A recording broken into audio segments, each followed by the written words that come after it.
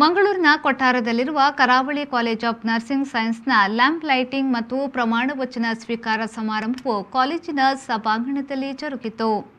ಮಂಗಳೂರಿನ ಕೊಟ್ಟಾರದಲ್ಲಿರುವ ಕರಾವಳಿ ಕಾಲೇಜಿನ ಸಭಾಂಗಣದಲ್ಲಿ ನಡೆದ ಕಾರ್ಯಕ್ರಮವನ್ನು ಜಿಆರ್ ಎಜುಕೇಷನ್ ಟ್ರಸ್ಟ್ನ founder and managing trustee S Ganesh Rao ಅವರು ದೀಪ ಬೆಳಗಿಸಿ ಉದ್ಘಾಟಿಸಿದರು.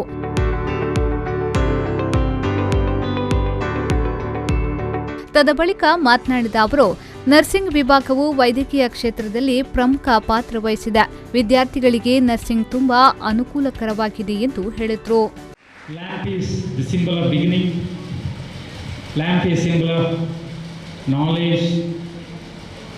Lamp is symbol of sacrifice. And finally, lamp is symbol of satisfaction.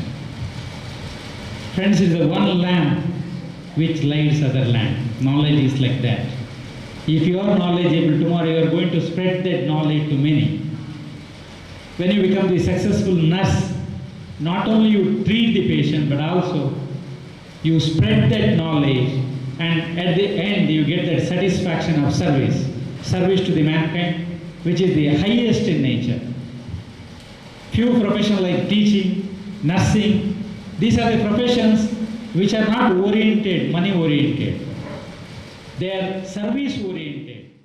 ಈ ವೇಳೆ ನರ್ಸಿಂಗ್ ಕಾಲೇಜಿನ ಪ್ರಾಂಶುಪಾಲರಾದ ಪ್ರೊಫೆಸರ್ ಭಾಗೀರಥಿ ಅವರು ವಿದ್ಯಾರ್ಥಿಗಳಿಗೆ ಪ್ರತಿಜ್ಞಾವಿಧಿಯನ್ನ ಬೋಧಿಸಿದರು. ಈ ವೇಳೆ ಕರಾವಳಿ ಸಮೂಹ ಸಂಸ್ಥೆಯ ನಿರ್ದೇಶಕಿ ಲತಾ ಜಿ ರಾವ್, ಕರಾವಳಿ ಕಾಲೇಜಿನ ಪ್ರಾಂಶುಪಾಲರಾದ ಪ್ರೊಫೆಸರ್ ಮೋಹನ್ ನಾಯಕ್ ಸೇರಿದಂತೆ ಮತ್ತಿತರ ಸಿಬ್ಬಂದಿಗಳು ಉಪಸ್ಥಿತರಿದ್ದರು.